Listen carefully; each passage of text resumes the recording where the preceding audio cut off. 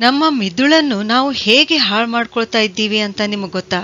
ಮೊದಲನೇದಾಗಿ ಹೆಚ್ಚು ಸಕ್ಕರೆ ಸೇವಿಸೋದ್ರಿಂದ, ಎಕ್ಸೆಸ್ ಇಂಟೇಕ್ ಆಫ್ ಫರ್ಮೆಂಟೆಡ್ ಶುಗರ್ನಿಂದ. ಸಿಹಿ ತಿಂಡಿ ಯಾರಿಗ್ ತಾನೇ ಇಷ್ಟ ಆಗಲ್ಲ? ಸಿಹಿ ಸೇವನೆಯಿಂದ ನಮ್ಮ ಮಿದುಳಿನಲ್ಲಿ ಡೋಪಮೈನ್ ಹಾರ್ಮೋನಿನ ಬಿಡುಗಡೆ ತಕ್ಷಣ ಹೆಚ್ಚುತ್ತದೆ. ಡೋಪಮೈನು ಇದು ನಮ್ಮ ಫೀಲ್ ಗುಡ್ ಹಾರ್ಮೋನು, ನಮ್ಮ ಮೂಡ್ ಚೆನ್ನಾಗಿಡುತ್ತೆ.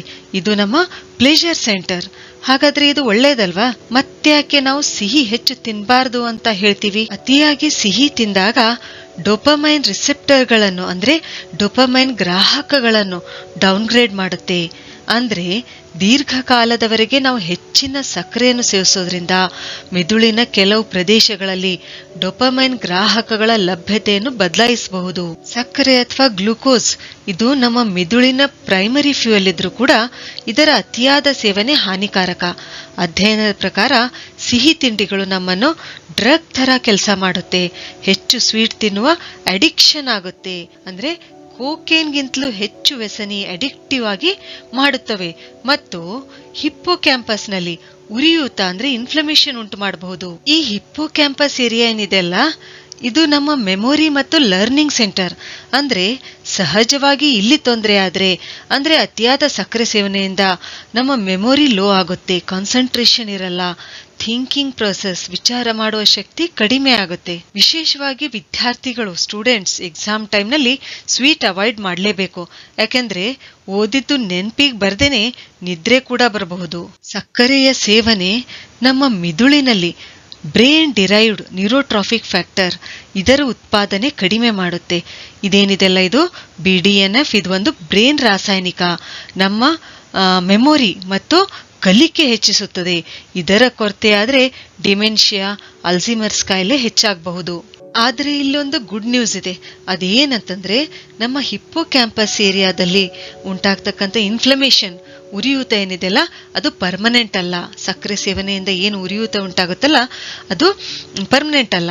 2015ರಲ್ಲಿ ನ್ಯೂಟ್ರಿಯೆಂಟ್ಸ್ ಜರ್ನಲ್ ನಲ್ಲಿ ಪಬ್ಲಿಷ್ ಆಗಿರ್ತಕ್ಕಂಥ ಸಂಶೋಧನೆಯ ಪ್ರಕಾರ ಸಕ್ಕರೆಯ ಸೇವನೆ ಕಡಿಮೆ ಮಾಡಿ ನಾವು ಒಮೆಗಾ 3 ಫ್ಯಾಟಿ ಆಸಿಡ್ಸ್ ಮತ್ತು ಕರ್ಕ್ಯುಮಿನ್ ಹೆಚ್ಚಿಸಿದ್ರೆ ನಮ್ಮ ಮೆಮೊರಿ ಪವರ್, ನಮ್ಮ ನೆನಪಿನ ಶಕ್ತಿ ಮತ್ತೆ ಹೆಚ್ಚುತ್ತದೆ.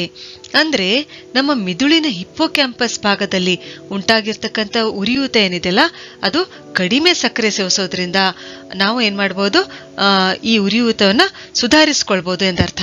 ದಿ ಅಮೇರಿಕನ್ ಹಾರ್ಟ್ ಅಸೋಸಿಯೇಷನ್ ಏನ್ ಹೇಳುತ್ತೆ ಅಂದ್ರೆ ಪ್ರತಿದಿನಕ್ಕೆ ವಯಸ್ಕ ಮಹಿಳೆಯು 25 ಗ್ರಾಂಗಿಂತ ಹೆಚ್ಚು ಸಕ್ಕರೆ ಸೇವಿಸಬಾರದು, ಸಿಹಿ ಪದಾರ್ಥ ಸೇವಿಸಬಾರದು. ಮತ್ತು ವಯಸ್ಕ ಪುರುಷರು 38 ಗ್ರಾಂಗಿಂತ ಹೆಚ್ಚು ಸೇವಿಸಬಾರದು ಅಂತ. ಇಂದಿನ ಬ್ಯುಸಿ ಲೈಫ್ ಸ್ಟೈಲ್ ನಲ್ಲಿ ನಾವು ಬಹಳ ಸಲ ಬೆಳಗ್ಗೆ ಏನನ್ನು ಸೇವಿಸದೆ ಕೆಲಸಕ್ಕೆ ಹೋಗ್ತೀವಿ. ಇದು ಕೂಡ ಏನಂತಂದ್ರೆ ನಮ್ಮ ಮೆದುಳಿಗೆ ಹಾನಿಕಾರಕ. ಬೆಳಗ್ಗೆ ಎದ್ದ 2 ಗಂಟೆಗಳ ಒಳಗೆ ಏನಾದ್ರೂ ಅಂದ್ರೆ ಹಣ್ಣುಗಳಾಗಿರ್ಬೋದು, ಸ್ಪ್ರೌಟ್ಸ್ ಮೊಳಕೆ ಕಾಳಾಗಿರ್ಬೋದು, ಅಥವಾ ಸ್ವಲ್ಪ ಲಘು ಉಪಹಾರ ಮಾಡಲೇಬೇಕು. ಇದು ನಮ್ಮ ಮೆದುಳು ಅಷ್ಟೇ ಅಲ್ಲ, ನಮ್ಮ ಸಂಪೂರ್ಣ ನರಮಂಡಲಕ್ಕೆ ಒಳ್ಳೆಯದು. ಬೆಳಗ್ಗೆ ಎದ್ದ 2 ಗಂಟೆಯೊಳಗೆ ನಾವು ಏನು ಸೇವಿಸದೇ ಇದ್ರೆ ಇದರ ಅರ್ಥ ನಾವು ನಮ್ಮ ಮಿದುಳಿಗೆ, ನಮ್ಮ ನರಕೋಶಗಳಿಗೆ, ಸಂಪೂರ್ಣ ಈ ವ್ಯವಸ್ಥೆಗೆ ಹಾನಿ ಮಾಡಿದ ಹಾಗೆ. ಯಾಕೆಂದ್ರೆ ನಾವು ಯಾವಾಗ ಗಾಢವಾದ ನಿದ್ರೆಯಿಂದ ಎದ್ದಾಗ ರಾತ್ರಿಯೆಲ್ಲ ನಮ್ಮ ಮಿದುಳು ಏನ್ ಮಾಡ್ತಿರುತ್ತೆ, ನಮ್ಮ ದೇಹದ ಅಂಗಗಳನ್ನ ಹೀಲ್ ಮಾಡುತ್ತಿರುತ್ತೆ. ಬೆಳಗ್ಗೆ ಎದ್ದ ತಕ್ಷಣ 2 ಗಂಟೆಗಳ ಒಳಗೆ ನಮ್ಮ ಮಿದುಳಿಗೆ ಆಹಾರ ಬೇಕು. ಒಂದು ವೇಳೆ ನಾವು ಆಹಾರ ಸೇವಿಸದೇ ಇದ್ರೆ ನಮ್ಮ ಮಿದುಳಿನಲ್ಲಿ ಒಂದು ಕ್ರೇವಿಂಗ್, ಬಯಕೆ ಉಂಟಾಗುತ್ತೆ.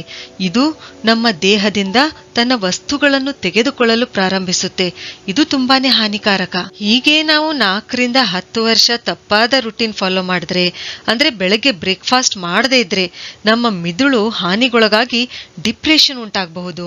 ಕ್ಯಾಲ್ಸಿಯಂ ಡೆಫಿಷಿಯನ್ಸಿ, ಮ್ಯಾಗ್ನೀಷಿಯಂ ಕೊರತೆ, ವಿಟಮಿನ್ ಡಿ ಕೊರತೆ ಉಂಟಾಗಬಹುದು. ಮಿದುಳಿಗೆ ಹಾನಿ ಮಾಡುವ ಮತ್ತೊಂದು ನಮ್ಮ ತಪ್ಪು ಹ್ಯಾಬಿಟ್ ಏನಂತಂದ್ರೆ ಬಾಗಿ ನಡೆಯುವುದು ಅಥವಾ ಬಾಗಿ ಮೊಬೈಲ್ ನೋಡುವುದು. ಒಂದು ಅಧ್ಯಯನದ ಪ್ರಕಾರ ಏನಂತಂದ್ರೆ ಯಾರು ಬಾಗಿ ನಡೆಯುತ್ತಾರೋ ಮತ್ತು ಹೆಚ್ಚು ಹೊತ್ತು ಬಾಗಿ ಮೊಬೈಲ್ ನೋಡುತ್ತಿರುತ್ತಾರೆ ಇಂಥವರು ಬಹಳ ಬೇಗ ಸಿಟ್ಟು ಮಾಡ್ಕೊಳ್ತಾರೆ, ಇರಿಟೇಟ್ ಆಗುತ್ತಾರೆ. ಇಂಥವರು ಪಾಸಿಟಿವ್ ವಿಷಯಗಳಿಗಿಂತ ನೆಗೆಟಿವ್ ವಿಚಾರಗಳನ್ನು ಹೆಚ್ಚು ನೆನಪಿನಲ್ಲಿಡ್ತಾರೆ. ಇದರಿಂದ ಮೆದುಳಿಗೆ ತೊಂದರೆಯಾಗಿ ಅಲ್ಝೀಮರ್ಸ್ ಉಂಟಾಗುವ ಸಾಧ್ಯತೆ ಹೆಚ್ಚಿರುತ್ತೆ. ನಮ್ಮಲ್ಲಿ ಬಹಳಷ್ಟು ಜನರಿಗೆ ರಾತ್ರಿ 12 ಅಥವಾ 1 ಗಂಟೆವರೆಗೆ ಎಚ್ಚರಿರುವ ಕೆಟ್ಟ ಹ್ಯಾಬಿಟ್ ಇದೆ. ನಾವು ರಾತ್ರಿ 10 ಗಂಟೆ ಒಳಗೆ ಮಲಗಬೇಕು. ಅದಕ್ಕಿಂತ ತಡವಾದ್ರೆ ನಮ್ಮ ಮಿದುಳಿಗೆ ಹಾನಿಕಾರಕ. ಯಾಕೆಂದ್ರೆ ರಾತ್ರಿ 10 ಗಂಟೆಯ ನಂತರ ನಮ್ಮ ಬ್ರೈನ್ ಸೆಲ್ಸ್ ತನ್ನಿಂದ ತಾನೇ ಡಿಟಾಕ್ಸಿಫೈಯಿಂಗ್ ಕ್ರಿಯೆ ಪ್ರಾರಂಭಿಸುತ್ತವೆ.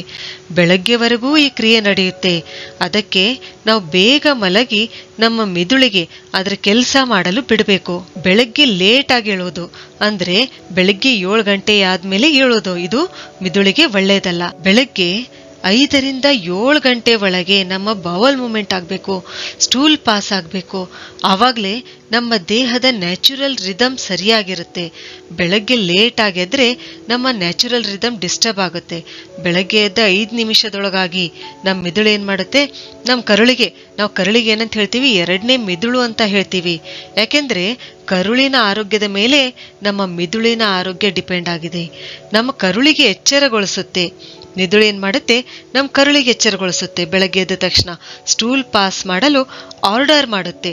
ಒಂದ್ ವೇಳೆ ಹೀಗಾಗದಿದ್ರೆ ನಮ್ಮ ಮಿದುಳು ಡ್ಯಾಮೇಜ್ ಆಗುತ್ತಿದೆ ಎಂದರ್ಥ. ನಮ್ಮ ಕರುಳಿನ ಚಲನೆ ಕಡಿಮೆ ಆದ್ರೆ ನಮ್ಮ ಬ್ರೈನ್ ಡ್ಯಾಮೇಜ್ ಆಗ್ತಾ ಇದೆ ಎಂದರ್ಥ. ಅದಕ್ಕೆ ಬೇಗ ಎದ್ದು ಸ್ಟೂಲ್ ಪಾಸ್ ಮಾಡೋದು ನಮ್ಮ ಮಿದುಳಿನ ಆರೋಗ್ಯಕ್ಕೆ ಒಳ್ಳೆಯದು. ಇನ್ನು 6ನೇ ತಪ್ಪು ಹ್ಯಾಬಿಟು ಏನಂದ್ರೆ, ನಾವು ಏನ್ ತಪ್ಪು ಮಾಡ್ತಿದ್ದೀವಿ ಅಂದ್ರೆ ನಮ್ಮ ದೇಹದ ನ್ಯಾಚುರಲ್ ರಿದಮ್ ಹೋಲ್ಡ್ ಮಾಡ್ತೀವಿ. ಅಂದ್ರೆ ಮಲ ಮೂತ್ರ ಇವು ಆ ಕಡೆಗೆ ಬಂದಾಗ ಏನ್ ಮಾಡ್ತೀವಿ, ಕೆಲಸದ ಒತ್ತಡ ಇದ್ದಾಗ ನಾವು ಅವುಗಳನ್ನ ಕಂಟ್ರೋಲ್ ಮಾಡ್ಕೊಳ್ತೀವಿ. ಮೂತ್ರ ಬಂದ ತಕ್ಷಣ ಹೋಗೋದಿಲ್ಲ, ಹೀಗೆ ನಾವು ಅವುಗಳನ್ನ ಕಂಟ್ರೋಲ್ ಮಾಡ್ಕೊಳ್ತೀವಿ.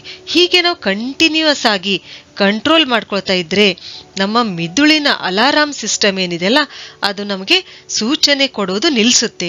ನಿಧಾನವಾಗಿ ಕೆಲವು ವರ್ಷಗಳಲ್ಲಿ ನಮ್ಮ ದೇಹದಲ್ಲಿ ದೊಡ್ಡ ಸಮಸ್ಯೆಗಳು ಉಂಟಾಗುತ್ತವೆ.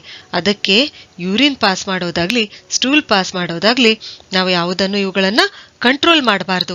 ಇನ್ನು ನಮ್ಮ 7ನೇ ತಪ್ಪು ಹ್ಯಾಬಿಟ್ ಏನಂತಂದ್ರೆ ಮಲ್ಟಿ ಟಾಸ್ಕಿಂಗ್ ಆಗಿರೋದು. ಅಂದ್ರೆ ಸಾಮಾನ್ಯವಾಗಿ ನಾವು ಮನೆಯಲ್ಲಿ ಎಲ್ಲರೂ ಮಕ್ಕಳಿಂದ ದೊಡ್ಡೋರ್ವರೆಗೂ ಏನ್ ಮಾಡ್ತೀವಿ ಅಂತಂದ್ರೆ ಊಟ ಮಾಡುವಾಗ ಸ್ಪೀಡ್ ಆಗಿ ಊಟ ಮಾಡೋದು, ಅಥವಾ ಟಿವಿ ನೋಡ್ತಾ ಊಟ ಮಾಡೋದು, ಆಮೇಲೆ 2 ಕೆಲಸ ಒಟ್ಟಿಗೆ ಮಾಡೋದು. ಹೀಗ್ ಮಾಡಿದಾಗ ಏನಾಗುತ್ತೆ, ನಮ್ಮ ಮಿದುಳು ತೃಪ್ತಿ ಆಗಲ್ಲ, ಮಿದುಳಿಗೆ ಹಾನಿ ಉಂಟಾಗುತ್ತೆ. ಅದಕ್ಕೆ ನಮ್ಮ ಹಿರಿಯರು ಊಟ ಮಾಡುವಾಗ ಮಾತನಾಡಬಾರ್ದು ಅಂತ ಹೇಳಿದ್ದಾರೆ. ಇನ್ನು 8ನೇ ತಪ್ಪೇನ್ ಮಾಡ್ತೀವಿ ಅಂದ್ರೆ ಟಿವಿ ಮೊಬೈಲ್ ಇವುಗಳ ಅತಿಯಾದ ಬಳಕೆ ಮಾಡ್ತೀವಿ. ಇದೇನಂತಂದ್ರೆ ನಮ್ಮ ಮಿದುಳಿಗೆ ಒಳ್ಳೆಯದಲ್ಲ. ಇದು ಏನ್ ಮಾಡುತ್ತವೆ, ಇವೆಲ್ಲ ಏನ್ ಮಾಡುತ್ತವೆ, ನಮ್ಮ ಮೆಮೊರಿ ಪವರ್ ಕಡಿಮೆ ಮಾಡುತ್ತವೆ. ಪ್ರತಿಯೊಂದು ನಾವ್ ಏನ್ ಮಾಡ್ತಾ ಹೋಗ್ತೀವಿ, ಮೊಬೈಲ್ ನಲ್ಲಿ ಸೇವ್ ಮಾಡ್ತಾ ಹೋಗ್ತೀವಿ. ಈವನ್ ನಮ್ಮ ಮನೆ ನಂಬರ್ ಕೂಡ ನಮ್ಗೆ ನೆನಪಿರಲ್ಲ. ಹೀಗ್ ಮಾಡ್ತಾ ಹೋದಾಗ ಏನಾಗುತ್ತೆ, ನಾವು ಆ ಕ್ಷಣವನ್ನು ಸಂಪೂರ್ಣವಾಗಿ ಅನುಭವಿಸಲು ಸಾಧ್ಯವಾಗುವುದಿಲ್ಲ. ಆಕ್ಸ್ಫರ್ಡ್ ವಿಜ್ಞಾನಿಗಳ ಪ್ರಕಾರ ಪುಸ್ತಕ ಓದೋದೇನಿದೆಯಲ್ಲ ಅದು ನಮ್ಮ ಮಿದುಳಿನ ಅಂಡರ್ಸ್ಟ್ಯಾಂಡಿಂಗ್ ಪವರ್ ಹೆಚ್ಚಿಸುತ್ತೆ. ಆದ್ರಿಂದ ನಾವು ಈ ಸ್ಕ್ರೀನ್ ಟೈಮ್ ಅನ್ನ ಕಡಿಮೆ ಮಾಡಿ ಪುಸ್ತಕ ಓದೋದ್ರಲ್ಲಿ ಸ್ವಲ್ಪ ಸಮಯವನ್ನ ನಾವು ಕೊಡಬೇಕು. 9ನೇ ತಪ್ಪೇನ್ ಮಾಡ್ತೀವಂದ್ರೆ ಫಿಸಿಕಲ್ ಆಕ್ಟಿವಿಟಿ ಆಗಿರ್ಬೋದು, ಯೋಗ ಆಗಿರ್ಬೋದು, ಪ್ರಾಣಾಯಾಮ ಆಗಿರ್ಬೋದು, ಇವುಗಳನ್ನ ನಾವು ಅಂದ್ರೆ ಯಾವುದೇ ರೀತಿ ಫಿಸಿಕಲ್ ಆಕ್ಟಿವಿಟಿಯಲ್ಲಿ ಇನ್ವಾಲ್ವ್ ಆಗಿರಲ್ಲ, ನಾವು ಇವುಗಳನ್ನ ಮಾಡಲ್ಲ, ಅಂದ್ರೆ ಲೇಜಿ ಆಗಿರ್ತೀವಿ. ಇದು ಕೂಡ ಲೇಜಿ ಆಗಿರೋದು ಕೂಡ ಏನಂತಂದ್ರೆ ಮಿದುಳಿಗೆ ಹಾನಿ ಉಂಟು ಮಾಡುತ್ತೆ.